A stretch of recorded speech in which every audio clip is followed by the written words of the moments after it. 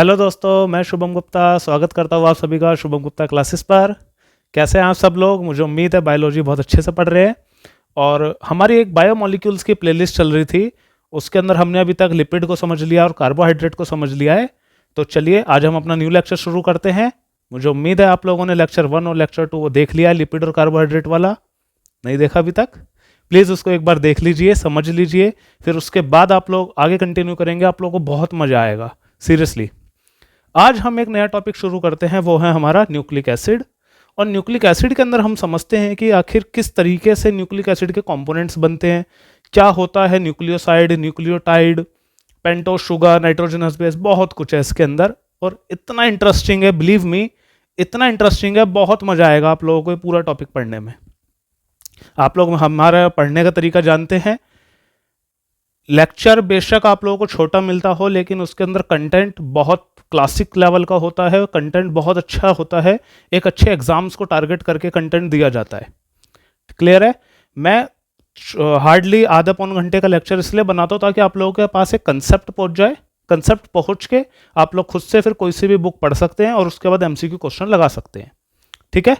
Nucleic acid जो हम आज शुरू करेंगे, अगर आप क्लास 11th में हैं तो ये बायोमोलिक्यूल्स चैप्टर है, उसके हिसाब से हम देखेंगे न्यूक्लिक एसिड तो बहुत ही कम समझा रखा है, इतने स्ट्रक्चर डिटेल में नहीं है। और अगर आप नीट वाले हैं तो फिर तो आपके लिए बहुत ज़्यादा इंपॉर्टेंट हो ही जाता है, क्योंकि न्यूक्लिक एसिड के दम पर ही पूरा का पूरा डीएनए, आरएनए, पूरी जेनेटिक्स आप क्लास 12th में पढ़ते हो। तो जिसने न्यूक्लिक एसिड को समझ लिया एक बार अच्छे से, क्या होता है एक्चुअल में, डीएनए के कंपोनेंट्स क्या होते हैं, एक बार वो समझ लिया, उसके बाद क्लास 12th की जेनेटिक्स उसके लिए फिर बहुत ईजी हो जाती है। अगर आप 11th में हैं तो आपके लिए एडवांटेज है। अगर आप नीट की तैयारी कर रहे हैं, किसी अच्छे कॉम्पिटिटिव एग्जाम की तैयारी कर रहे हैं, तो भी आपके लिए फिर ये लेक्चर बहुत इंपॉर्टेंट हो जाता है। क्लियर है? तो हम जो थोड़ा सा समझेंगे, थोड़ा सा ब्रॉड वे में समझेंगे किस तरीके से स्ट्रक्चर्स होते हैं। हो सकता है आप लोगों के स्ट्रक्चर्स अभी आपने नीट में भी अगर आप तैयारी कर रहे हो सकता है आपने इतना डिटेल ना पढ़ा हो। ज़्यादा डिटेल का मतलब ये भी नहीं है कि मैं आपको ग्रेजुएशन पोस्ट ग्रेजुएशन का पढ़ाने बैठ जाऊँ, ऐसा कुछ नहीं होता। सिर्फ जनरल इतना एटलीस्ट आपको पता होना चाहिए। क्लियर है? तो एक एक स्ट्रक्चर देखेंगे। आप लोग याद करते हो एडेनिन, गुआनिन, साइटोसिन का मतलब क्या होता है, कोई स्ट्रक्चर नहीं देखते, लेकिन आज हम एक एक करके सबका स्ट्रक्चर समझेंगे। क्लियर? चलिए शुरू करते हैं हम अपना न्यूक्लिक एसिड को। तो न्यूक्लिक एसिड टॉपिक आता है, क्या होता है sir nucleic acid? Nucleic acid हम जनरली उसको बोल देते हैं जो पेरेंट से ऑफस्प्रिंग के अंदर कैरेक्टर को ट्रांसफर करता है। बात समझ आती है? सर वो तो डीएनए हो सकता है या फिर आरएनए हो सकता है। हमने सर दो सुने हैं, डीएनए और आरएनए। सर क्या प्रोटीन का भी हो सकता है न्यूक्लिक एसिड? नहीं हो सकता। सर क्या कभी कोई कार्बोहाइड्रेट हो सकता है न्यूक्लिक एसिड? नहीं हो सकता। सर क्या कभी कोई लिपिड हो सकता है न्यूक्लिक एसिड? नहीं हो सकता। अभी तक तो कुछ नहीं है ऐसा। सर ऐसा आप कैसे बोल सकते हो कि वो नहीं हो सकता? तो इस चीज को प्रूफ करने के लिए कि न्यूक्लिक एसिड एक्चुअल में क्या है, जो आज हम बोल पा रहे हैं न्यूक्लिक एसिड डीएनए है, न्यूक्लिक एसिड आरएनए है, इसके पीछे बहुत सारे एक्सपेरिमेंट्स हुए। अब वो एक्सपेरिमेंट्स आप लोग अगर क्लास 11th में है तो आपको कब पढ़ने हैं? क्लास 12th में जब आप जेनेटिक्स वाली यूनिट पढ़ेंगे आपको तब पढ़ने हैं। अदरवाइज अगर आप नीट वाले स्टूडेंट्स हैं तो आप लोगों ने वो एक्सपेरिमेंट जरूर पढ़े होंगे, Griffith experiment, Hershey chase experiment, बहुत सारे हम उसमें एक्सपेरिमेंट्स पढ़ते हैं। तो अभी हम एक्सपेरिमेंट्स पे तो नहीं जा रहे, वो क्लास 12th का पोर्शन हो जाएगा। अभी हम सिर्फ अपने बायोमोलिक्यूल्स वाले टॉपिक पे रहते हैं और हम ये समझ लेते हैं कि न्यूक्लिक एसिड हम दो चीजों को बोल सकते हैं सर, जो पेरेंट से ऑफस्प्रिंग में कैरेक्टर को ट्रांसफर करेगा। वो क्या होगा? मोस्ट ऑफ द केसेस में डीएनए, कुछ केसेस में आरएनए। तो दो मिले, डीएनए और आरएनए। तो न्यूक्लिक एसिड हो गए हमारे दो तरीके के सर, डीएनए एंड आरएनए। ज्यादातर केसेस में, मोस्ट ऑफ द एनिमल्स में, मोस्ट ऑफ द प्लांट्स में, मोस्टली केसेस में आपको क्या देखने को मिलेगा? सेल के अंदर मेन जेनेटिक मटेरियल डीएनए। ठीक है? आरएनए कहां देखने को मिलेगा? कुछ वायरसेस के अंदर। ठीक है? वायरसेस, सभी वायरसेस नहीं, कुछ वायरसेस ऐसे होते हैं जिनके अंदर genetic material as a single stranded RNA या डबल स्ट्रैंडेड आरएनए के फॉर्म में होता है। क्लियर है? तो डीएनए और आरएनए हमको दो न्यूक्लिक एसिड मिले।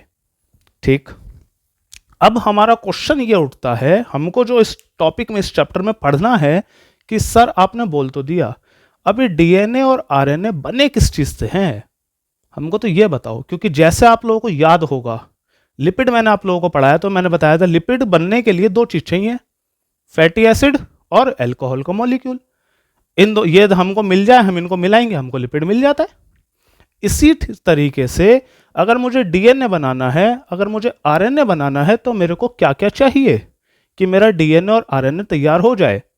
तो ये बनने के लिए डीएनए या आरएनए, या फिर मैं यूं बोलूं न्यूक्लिक एसिड को बनाने के लिए तीन चीजें चाहिए। सर कौन कौन सी तीन चीजें? देखिए, न्यूक्लिक एसिड को बनाने के लिए मेरे को चाहिए केवल 3 कंपोनेंट्स। 3 कंपोनेंट्स। सर कौन कौन से कंपोनेंट्स होते हैं वो? Number 1 that is pentose sugar. बहुत ध्यान से समझिएगा आप लोग, प्लीज बहुत ध्यान से समझिएगा इस टॉपिक को। Second is nitrogenous base. Nitrogenous base. And the third is phosphate group. Phosphate group. ये तीन चीज हमको चाहिए। क्या क्या चाहिए sir? Pentose sugar, nitrogenous base और फॉस्फेट ग्रुप। हमको ये तीन चीज मिलेंगी, हम इन्हें मिलाएंगे तो एक चीज तैयार होगी जिसे हम बोलते हैं न्यूक्लियोटाइड। वो हम बाद में समझेंगे, न्यूक्लियोटाइड न्यूक्लियोसाइड बात की बात। तो अभी मेरे को चीज समझ आ रही है कि अगर मेरे को डीएनए या आरएनए बनाना है तो मेरे को सर तीन चीज तो चाहिए ही चाहिए। कौन कौन सी? पेंटोस शुगर, नाइट्रोजिनस बेस और फॉस्फेट ग्रुप। तो सबसे पहले डीएनए बनता कैसे है वो तो बाद की बात है। सबसे पहले तो ये समझना पड़ेगा कि सर ये पेंटोस शुगर कौन सी शुगर की बात कर रहे हो आप? सर ये नाइट्रोजिनस बेस का मतलब क्या होता है? और सर ये फॉस्फेट ग्रुप किस तरीके से अटैच होता है? सबसे पहले तो ये समझेंगे, उसके बाद हम देखेंगे कि डीएनए की लॉन्ग चेन कैसे बनती है, आरएनए की लॉन्ग चेन कैसे बनती है। वो तो बहुत बात की बात हो गई। सर सबसे पहले बेसिक समझा दो। शुरू करें, बिल्कुल बेसिक से शुरू करेंगे, एक एक करके शुरू करेंगे। आज के इस लेक्चर में मैं आपको ये तीन चीजें पहले समझाऊंगा और नेक्स्ट पार्ट के अंदर फिर मैं आप लोगों को डीएनए और आरएनए की लॉन्ग चेन बनाकर समझाऊंगा। क्लियर? सबसे पहले समझते हैं कि पेंटोस शुगर लिखा है तो सर ये शुगर वर्ड आ रहा है, शुगर कुछ ध्यान आ रहा होगा, कार्बोहाइड्रेट का लेक्चर हमारा, तो शुगर मैंने आप लोगों को वहां पे समझाया था। और यहां वर्ड लिखा है पेंटोज। पेंटोज मतलब 5 कार्बन। तो क्या किसी को, जितनी ऑडियंस मेरी देख रही है, किसी को पता है कि 5 कार्बन वाला शुगर कोई एक एग्जांपल आप दे सकते हो? आप लोगों ने क्या बोला? राइबोस। बिल्कुल सही। राइबोस के अलावा हमने तो बहुत सारे, हमने तो 4 पढ़े थे, राइबोस, अर्बिनोस, जाइलोस, लाइओस। मेरे को तो 4 याद आ रहे, आप लोगों को अब आ गए होंगे। याद करिए, कार्बोहाइड्रेट के अंदर मैंने आप लोगों को क्लासिफिकेशन पढ़ाया था। ग्लाइसरल्डिहाइड 3 कार्बन का, उस 3 कार्बन से 2 निकले 4 कार्बन के, इरिथ्रोस, थ्रियोस। फिर इस इरिथ्रोस 4 कार्बन से 2 निकले राइबोस, अर्बिनोस। इस वाले थ्रियोस से 2 निकले थे जाइलोस, लाइओस। याद आ गया होगा? ठीक है। तो इसी पेंटोस शुगर 5 वाले कार्बन के अंदर जो डीएनए या आरएनए जो जेनेटिक मटेरियल के अंदर प्रेजेंट होता है वो कौन सा शुगर होता है? वो होता है राइबोस शुगर। कौन सा शुगर? Ribose sugar. तो 5 कार्बन वाला एक चीज समझ आई सर, पेंटोस शुगर जो आपने लिखा है वो होता है राइबोस शुगर। क्या मैंने राइब्यूलोज बोला? राइबोस, राइबोस होता है, राइब्यूलोज नहीं होता। क्या फर्क है दोनों में? राइबोस के अंदर एल्डिहाइड ग्रुप है, राइब्यूलोज के अंदर कौन सा ग्रुप है? Ketone group. याद आ गया होगा आप लोगों को, कार्बोहाइड्रेट। ठीक है, अब आप लोग समझ पा रहे होंगे कि किस तरीके से एक से चीजें एक आपस में चैन जुड़ती चली जा रही है और हमको कंसेप्ट भी क्लियर होता चला जा रहा है। इसीलिए मैं बोल रहा हूं प्लीज पहले पुराने लेक्चर देखिए, आप लोगों को बिल्कुल क्लासिक तरीके से समझ आएगा सब कुछ। देखिए, शुरू करें अब। देखिए, सबसे पहले शुरू करूंगा मैं आप लोगों के सामने, दैट इज न्यूक्लिक एसिड। हम टॉपिक पढ़ रहे हैं। न्यूक्लिक एसिड बनाने के लिए 3 component, pentose sugar, nitrogenous base and phosphate group.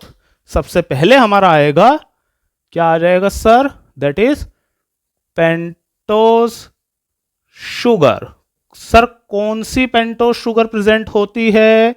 ये होती है राइबोज। और राइबोज शुगर 5 कार्बन वाली शुगर होती है और इसके पास 1 2 3 4 5 कार्बन वाली शुगर है, एल्डिहाइड ग्रुप है और HOH आप लोग लगा सकते हैं। HOH ये हमने कार्बोहाइड्रेट वाले लेक्चर में सीखा है, CH2OH। ये हो गया 5 कार्बन वाला राइबोस शुगर। इसी का रिंग स्ट्रक्चर बना दो, तो रिंग स्ट्रक्चर आप लोग जानते हैं, कार्बन 1 और कार्बन 4 के बीच में एक बॉन्ड बनेगा और रिंग स्ट्रक्चर कुछ उसका ऐसा हो जाएगा। तो ये हो गया ring structure, first carbon, second carbon, third carbon, fourth carbon से अटैच है हमारा fifth carbon that is CH2OH और इधर H। ये हो गया रिंग स्ट्रक्चर जिसे मैंने क्या बोला, ribose. This is ribose sugar, this is pentose sugar. Clear हुआ? ये हो गया हमारा एक रिंग स्ट्रक्चर जो हर एक डीएनए में, हर एक आरएनए में, जहां कहीं भी जेनेटिक मटेरियल का नाम आएगा, जहां कहीं भी न्यूक्लिक एसिड का नाम आएगा, सब में यह देखने को मिलेगा। एक मिनट सर, क्या ये सब में देखने को मिलेगा? नहीं सर, अगर सब में सेम चीज मिलती तो फिर डीएनए और आरएनए दो अलग अलग नहीं होते। अब वर्ड को आप पकड़िए बहुत ध्यान से, डीएनए और आरएनए। आरएनए की full form ribo nucleic acid, ठीक है। तो राइबो वर्ड क्या बता रहा है, उसके पास कौन सी शुगर है, ribose sugar. RNA ribo nucleic acid. Word आया DNA, deoxy ribo nucleic acid. तो वर्ड आया डीऑक्सी, मतलब ऑक्सीजन कम है, ऑक्सीजन कम है। तो इसी राइबोस का अगर मेरे को डीऑक्सी राइबोस बनाना हो तो कौन से वाला ऑक्सीजन हटेगा? सर फर्स्ट वाले से हटेगा, सेकंड से हटेगा, थर्ड से हटेगा या फिफ्थ से हटेगा? कौन से वाला ऑक्सीजन हटता है जिसकी वजह से वर्ड हो जाता है डीऑक्सी, जो डीएनए के मॉलिक्यूल में पाया जाता है। तो हमेशा याद रखेंगे आप लोग, अगर आपको डीऑक्सी शुगर बनानी है तो आप सेकंड कार्बन से, हमेशा सेकंड कार्बन से, मैं इसको बॉक्स में बंद कर देता हूं, HOH, CH2OH और इधर H। हमेशा सेकंड कार्बन से ऑक्सीजन हटेगा और ये वर्ड हो गया डीऑक्सी राइबोस। तो ये कैसी शुगर हो गई, डीऑक्सी राइबोस। कहां मिलती है, डीएनए में। ये कहां मिलती है, आरएनए में। क्लियर हुआ? तो डीऑक्सी राइबो सेकंड वाली पोजीशन से ऑक्सीजन हटा। अब आप क्वेश्चन पूछ सकते हैं कि सर सेकंड से ही क्यों हटा, रीजन क्या है? इस क्वेश्चन को आप लोग प्लीज अभी होल्ड रखिए। जब मैं एक एक इसका स्ट्रक्चर पूरा डिटेल बताऊंगा उसमें आप लोगों को समझ आएगा कि ये ऑक्सीजन कहां जाता है, ये कहां जाता है और ये कहां जाता है। तब हम समझेंगे कि बचे हुए 3 ऑक्सीजन कैसे कैसे काम करते हैं और क्यों सेकंड से ही वो हट रहा है। ठीक है, तो इस क्वेश्चन को आप अभी के लिए होल्ड रखिए, अभी के लिए याद कर लीजिए कि सेकंड पोजीशन से ऑक्सीजन हटता है, इसलिए वर्ड हुआ डीऑक्सीराइबोस। ये तो हुई पहली कहानी किसकी, पेंटोज शुगर की। क्या कोई दिक्कत, कंफ्यूजन, डाउट नहीं होना चाहिए, मुझे पूरी पूरी उम्मीद है। ठीक है, आप सब लोग बहुत अच्छे हैं, बहुत अच्छे से मेहनत करते हैं, पढ़ते हैं। प्लीज नोट्स बनाते चलिएगा मेरे साथ। नंबर 1 टॉपिक अभी तक हमने समझा, जेनेटिक मटेरियल को बनाने के लिए क्या चाहिए, 3 चीजें, pentose sugar, nitrogenous base, phosphate group. Pentose sugar में हमने सबसे पहले समझ लिया कौन सी शुगर है, राइबोस शुगर आरएनए में, और डीएनए में deoxyribose sugar. Done. Next topic पे चलते हैं, नाइट्रोजिनस बेस। हेडिंग डालेंगे आप लोग, नाइट्रोजिनस बेस।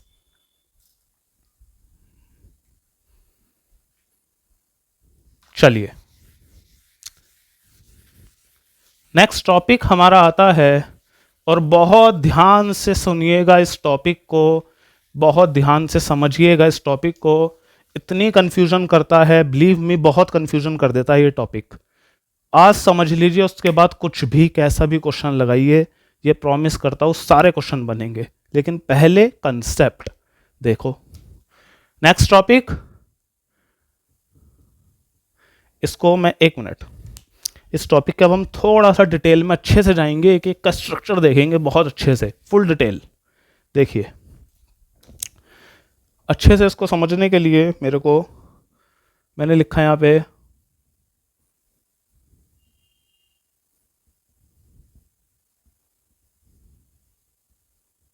Nitrogenous base.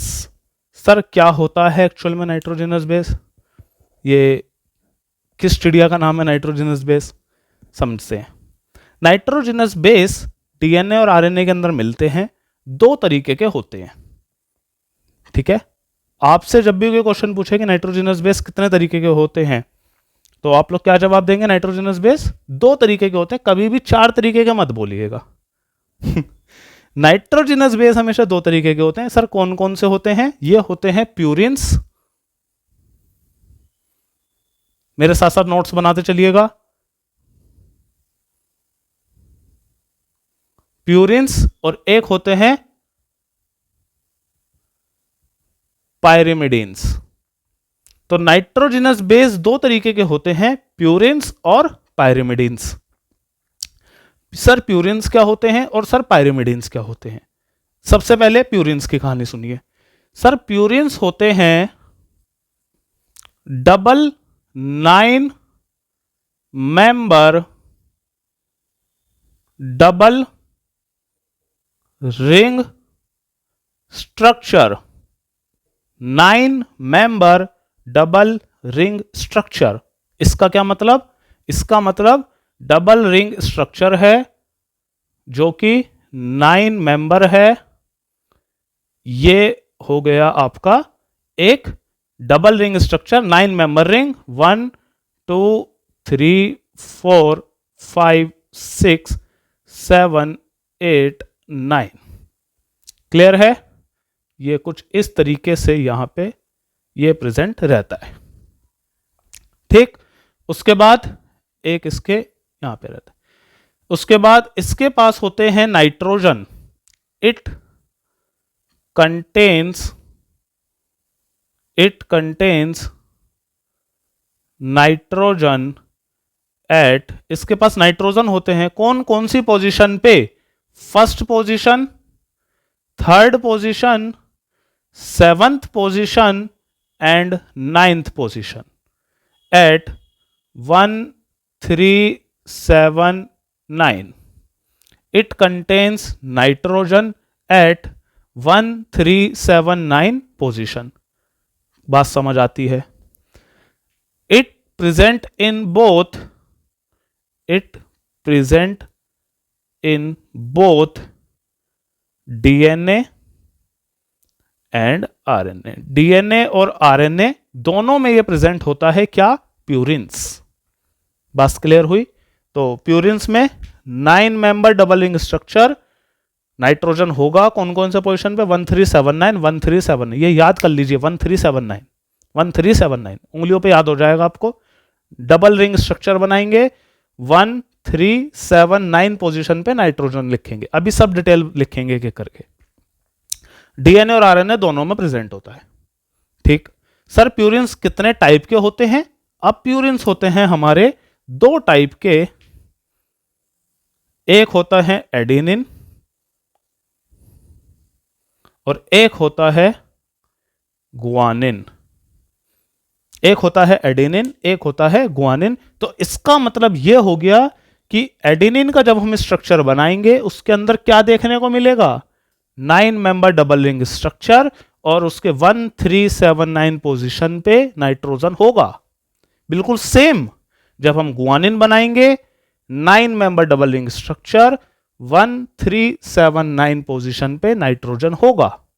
वो अभी देखेंगे स्ट्रक्चर। पहले इतना क्लियर हुआ, दोनों में सिमिलैरिटी समझ आ गई प्यूरिन्स हैं, प्यूरिन्स। अब आप लोग जानते हो कि डीएनए और आरएनए कोई कुछ भी हो, उसके अंदर एडेनिन भी होता है, उसके अंदर ग्वानिन भी होता है, तो इसलिए present in both DNA and RNA. Done. तो अब क्लियर हुआ अपने को नाइट्रोजनस बेस दो तरीके के, प्यूरिन्स एंड पायरिमिडीन्स, और प्यूरिन्स दो तरीके के, एडेनिन और गुआनिन। ठीक, अब बात करते हैं पायरिमिडीन्स की। देखिए, ये डबल रिंग स्ट्रक्चर था, ये सिंगल रिंग स्ट्रक्चर है। 6 member single ring structure, 6 member single ring structure, simple सा ऐसा कुछ स्ट्रक्चर होता है। ये रहा simple structure, 6 member single ring structure, कोई डबल रिंग नहीं है। सेकंड, इसके पास नाइट्रोजन होता है, nitrogen at first and third position. इसके फर्स्ट पोजीशन पे 1 2 3 4 5 6, इसके फर्स्ट पोजीशन पे और इसके थर्ड पोजीशन पे नाइट्रोजन लगा हुआ होता है। ठीक है, इसके अंदर तीन चीज आती हैं, इसके अंदर आती हैं तीन चीजें, कौन कौन सी?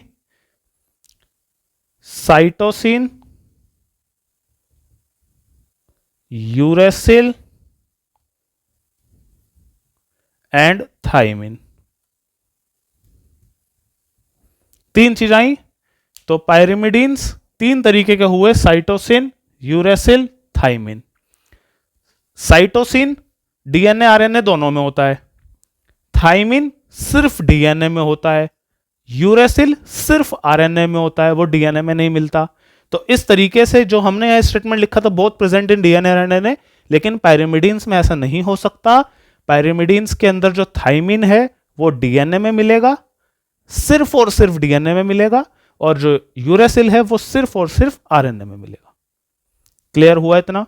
तो ये हमारा pyrimidines, pyrimidines single ring structure, first और थर्ड पोजीशन पे नाइट्रोजन, और तीन तरीके के हो गए।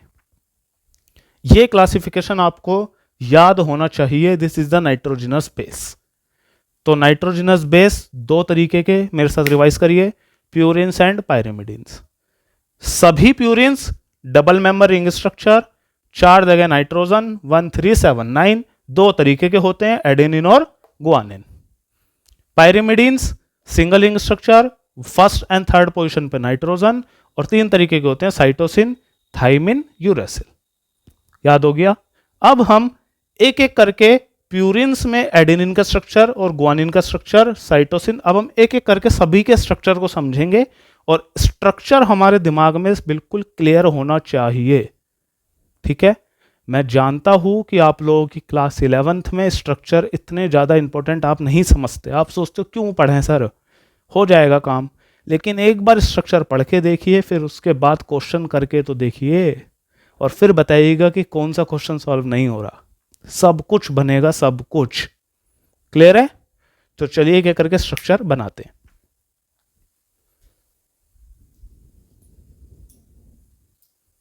देखिए,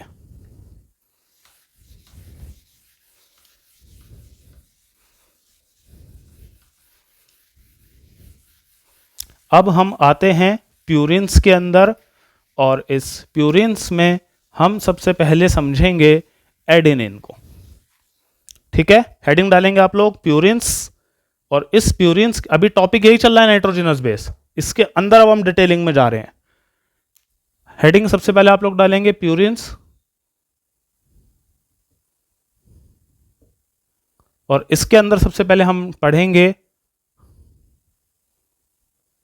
एडेनिन। एडेनिन एक नाइट्रोजनस बेस है।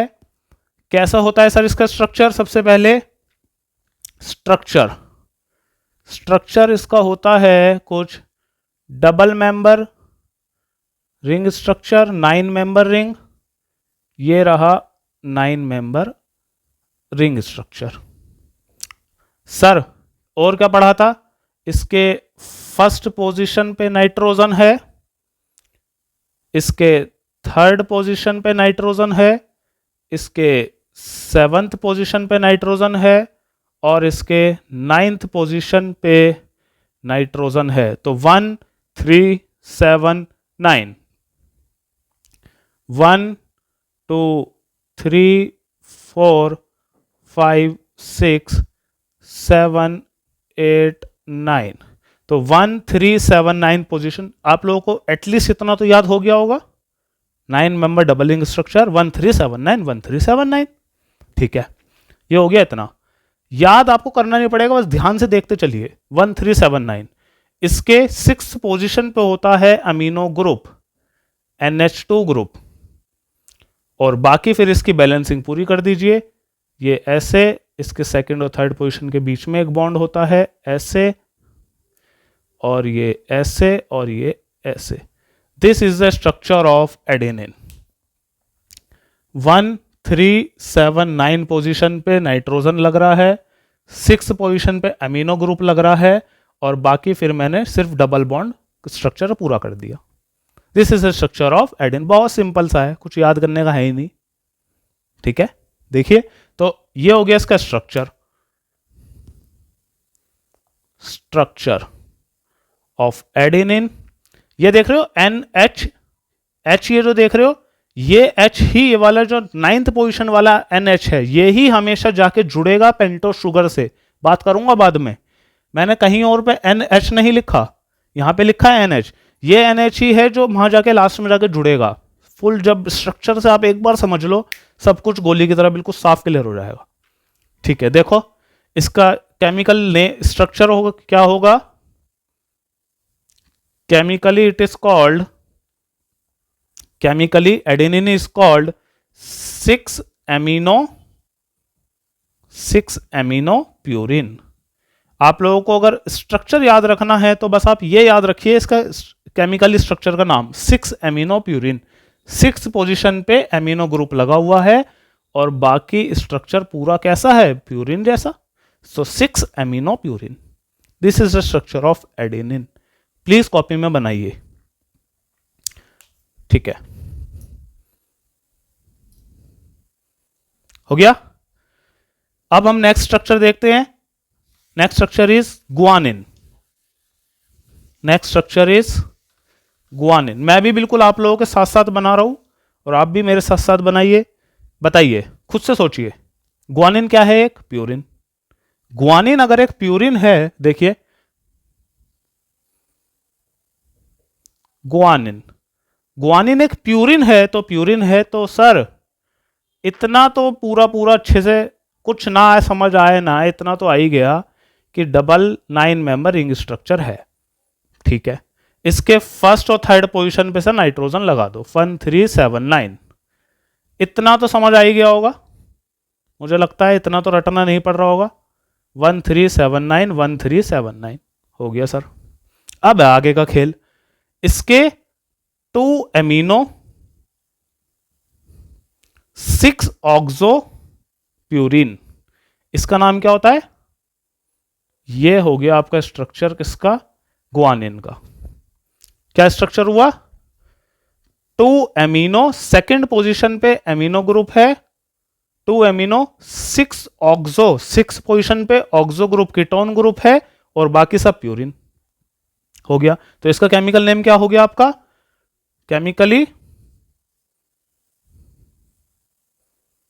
Chemically 2 amino 6 oxo purines. तो ये स्ट्रक्चर हो गया आपका किसका? गुआनिन का। बहुत इजी है, कुछ है ही नहीं, बस ये याद रखते चलो, स्ट्रक्चर बनाते चलो। इजी है, मजा आ रहा होगा। तो ये हुआ हमारे दोनों स्ट्रक्चर किसके? प्यूरिन्स के। अरे भैया पेपरों में आप कुछ भी पूछे, वो कैसे भी पूछे, घुमा घुमा के खूब मजे लेगा आपसे। 6 अमीनो प्यूरिन इज कॉल्ड, आप लोग सर उठा के सोचोगे सर ये क्या लिख दिया, ये तो पढ़ा ही नहीं सर, हमने तो एडेनिन गुआनिन पढ़ा था। भैया 6 अमीनो प्यूरिन का मतलब एडेनिन, 2 अमीनो 6 ऑक्सो प्यूरिन का मतलब भैया गुआनिन। स्ट्रक्चर बना के देगा, देने दो, डबल रिंग जहां देखो तुरंत पकड़ लेना कोई प्यूरिन होगा। डबल रिंग है, उसके बाद इसका स्ट्रक्चर देख लो, 6 पोजीशन पे ऑक्सो है तो ग्वानिन होगा, नहीं है अमीनो है तो एडेनिन होगा। अरे भैया इसमें दिक्कत तो बताओ क्या है। फ्री फंड के वो टीचर जो लोग पेपर बनाते हैं मजे लेते हैं, आप लोग अपना मुंह लटका के घर आ जाते हो। ऐसा कोई टेंशन मत लो, सब कुछ समझ आएगा, स्ट्रक्चर तो बनाओ। चलो नेक्स्ट रखते हैं,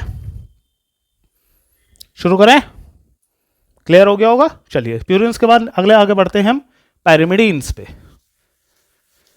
हेडिंग डालेंगे ताजी ताजी, बिल्कुल एकदम fresh fresh heading, pyrimidines.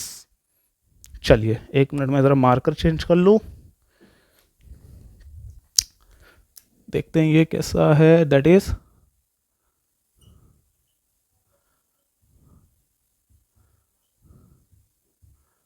Pyrimidines.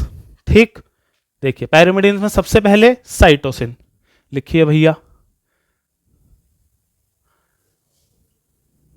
लिखिए साइटोसिन। अरे भैया लिखते क्यों नहीं हो, लिख लिया। पायरिमिडीन मतलब 6 member ring structure, single ring. सबसे पहले ये बनाओ, कुछ ना भी समझ आए पहले नॉर्मल तो बनाओ, बात की बात देखेंगे। ये हो गया सर नॉर्मल। सर पायरिमिडीन्स कोई सा भी पायरिमिडीन हो, उसके फर्स्ट और उसके थर्ड पोजीशन पे क्या होगा, एन, नाइट्रोजन होगा। अरे हाँ या ना तो बोल दिया करो दोस्तों, ऐसे बोलो होगा। इतना क्लियर हुआ। अब आगे देखते हैं पायरिमिडीन्स में 4 एमिनो, फोर्थ पोजीशन यही होगी, first second third fourth fifth. इसको ऐसे मत करिए, इसको फिफ्थ एंड सिक्स्थ ये स्ट्रक्चर कंप्लीट करिए। 4 एमिनो और इस तरीके से होता है। देखिए इसका केमिकल नाम क्या होगा, 4 amino pyrimidine, 4 amino pyrimidine, bracket में लिखते हैं 1H। फर्स्ट पोजीशन पे क्या है H, 4 amino pyrimidine 1H 2 on. Second position पे क्या है, कीटोन ग्रुप, तो 4 एमिनो ग्रुप, पायरिमिडीन है एक, D pyrimidine, 4 amino pyrimidine 1H, first position पे H ग्रुप है, 2 ऑन। तो this is the structure of cytosine, 4 amino pyrimidine 1H 2 on. इसका सब कुछ नाम में ही क्लियर हो गया। फोर्थ पोजीशन पे एमिनो ग्रुप, फर्स्ट पोजीशन पे NH है, सेकंड पोजीशन पे ऑन ग्रुप है तो कीटोन ग्रुप, हो गया स्ट्रक्चर साइटोसिन का। बताओ इसमें क्या दिक्कत है, इजी है। This is the structure of cytosine, छापो। नेक्स्ट पे चलते हैं, हो गया। चलिए next uracil, next is uracil, next is uracil.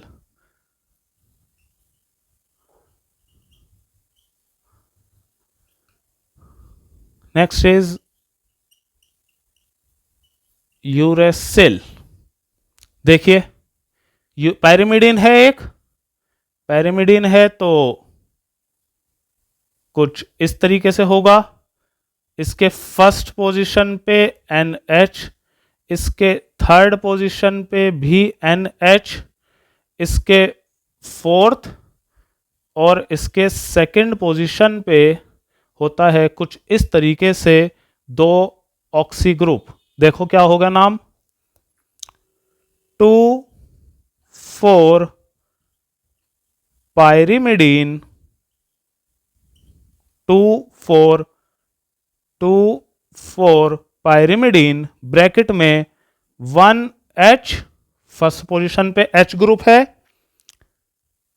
Third position पे H ग्रुप है, ये रहा थर्ड पोजीशन पे H group, 1H 3H डाइओन, 2 oxy group हैं। कौन कौन से पोजीशन पे, सेकंड और फोर्थ पोजीशन पे, तो 2 4 pyrimidine 1H 3H dione. This is the structure of uracil. क्या कोई दिक्कत, डाउट, कंफ्यूजन नहीं होनी चाहिए। सिंपल पायरिमिडीन बनाया और बस ये याद रख लो सेकंड और फोर्थ पोजीशन पे उसमें ऑक्सी ग्रुप है और बाकी NH है। सिंपल बनाइए यूरेसिल। आगे बढ़े, चलिए।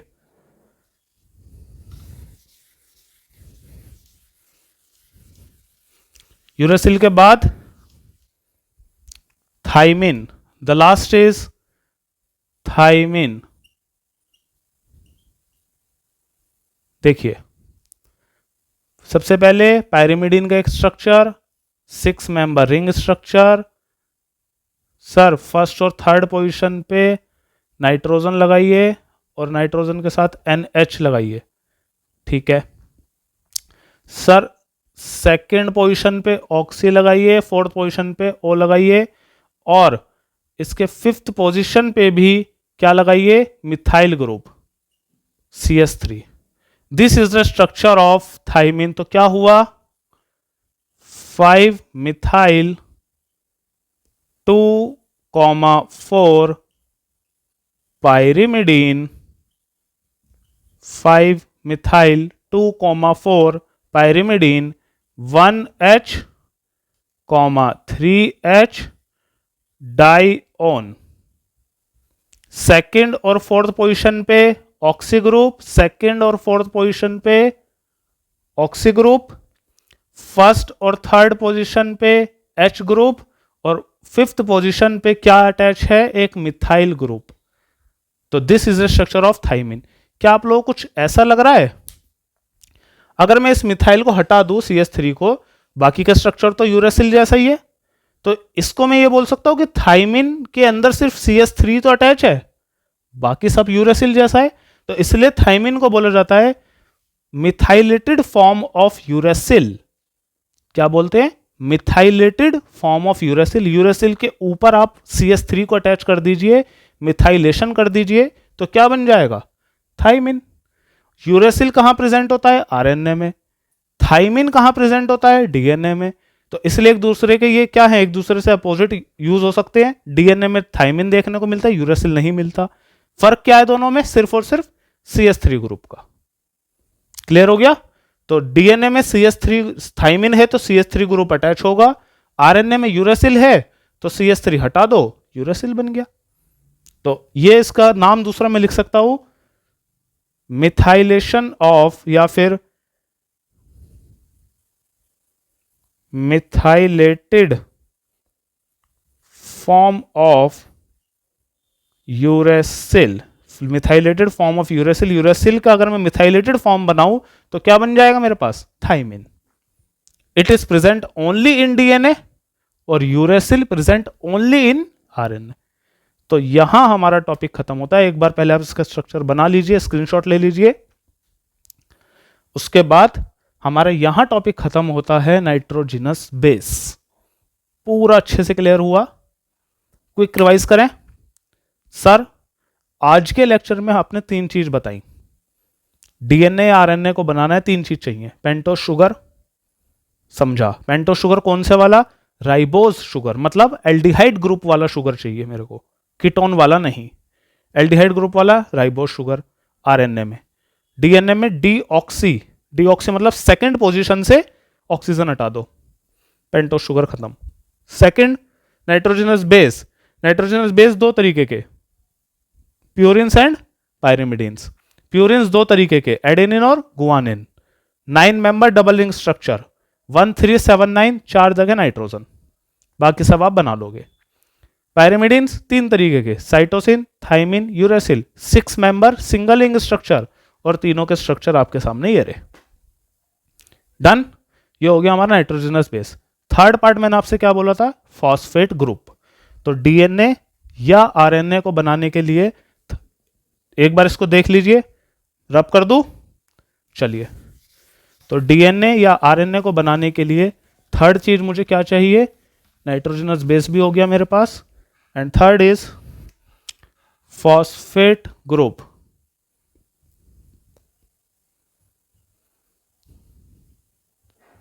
फॉस्फेट ग्रुप, एक फॉस्फेट होगा और वो कुछ 4 ऑक्सीजन से ऐसे अटैच होगा। PO4 2 नेगेटिव हम लोग लिखते भी हैं इसको। तो एक फॉस्फेट ग्रुप ये रहा, ये अटैच हो जाएगा। अब हम इसका किस तरीके से अटैच होगा, कहां अटैच होगा, शुगर के कौन से कार्बन पे जाके अटैच होगा, ये सब बाद में समझेंगे। आज के लेक्चर में क्या समझा सर, डीएनए आरएनए को बनाने के लिए 3 चीज चाहिए, पेंटोज शुगर समझ लिया, नाइट्रोजनस बेस और फॉस्फेट ग्रुप।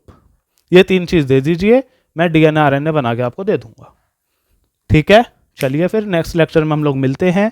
इस लेक्चर के प्लीज प्रैक्टिस करिए, बार बार स्ट्रक्चर्स को 2-3-4 बार बना के देखेंगे। जो आपको अभी एक बर्डन लग रहा है वो नहीं लगेगा। 2-4 बार इनको बना के देखिए। मैं सीरियसली कह रहा हूँ, आप पूरी भीड़ से अलग हो जाएंगे अगर आप लोग इस तरीके से पढ़ाई को समझ रहे हैं। यहाँ तक आप लोगों ने लेक्चर आए हो, मेरे साथ इतना देर बैठे हो, लेक्चर को समझा है, नोट्स बनाए हैं, तो बिलीव मी आप लोग अंदर आपके कुछ जज्बा है, पढ़ना चाहते हो, इस वजह से ही यहाँ बैठे हो। वरना मौज मस्ती करनी है, नॉर्मल इतना पढ़ना, तो बहुत सारे लेक्चर्स आप देख सकते हो यूट्यूब पे। ठीक है, प्लीज सीरियस होकर थोड़ा सा पढ़िए। कंसेप्ट के लिए मेरे को हल्का सा एक्स्ट्रा पढ़ाना पड़ता है, लेकिन ये मेरे प्रॉमिस है कि आपको कहीं ना कहीं ये कंसेप्ट हेल्प जरूर करेगा, आपको आगे रटना नहीं पड़ेगा। जो भीड़ पूरी की पूरी 95-96% बच्चे पूरा का पूरा रट्टा मारकर आते हैं, ये हमको पता है पता है पता है, ऐसा उनको लगता है कि उनको पता है, हल्का सा क्वेश्चन ट्विस्ट कर देता है एग्जामिनर, नहीं कर पाते वो, क्योंकि उन्होंने कभी स्ट्रक्चर लेवल पे जाके चीज़ों को समझा ही नहीं, डेप्थ में जाके समझा ही नहीं। सुपरफिशियली प्लीज मत बनिए, कुएं के मेंढक मत बनिए कि जितना एक कुएं का डायमीटर होता है सिर्फ उतना ही मेंढक को लगता है उतना ही आसमान है। आसमान बहुत बड़ा है। ठीक है, तो प्लीज पहले समझिए, अपने एक विजन को ब्रॉड करिए कि मुझे एक अच्छा एग्जाम, एम्स लेवल तक के एग्जाम को टारगेट करना है, तो इस तरीके से बायोलॉजी को पढ़िए। वरना तो मजाक मस्ती करनी है नॉर्मल, तो वो तो फिर आप वैसे भी खुद से ही पढ़ सकते हो। हाँ सर याद हो गया, AGCT 4 होते हैं, लिख लिया हमने, हो गया काम, उसका कुछ फायदा नहीं है। ठीक है, तो नेक्स्ट लेक्चर में हम देखेंगे बॉन्ड्स कैसे बनते हैं। प्रैक्टिस करिए, कुछ कंफ्यूजन डाउट हो तो आप लोग पूछ सकते हैं कमेंट में, नेक्स्ट लेक्चर में मैं उसको कवर कर दूंगा। मिलते हैं, तब तक के लिए ऑल द बेस्ट, पढ़ते रहिए, मुस्कुराते रहिए। थैंक यू सो मच, और अपने दोस्तों के साथ शेयर जरूर करिए।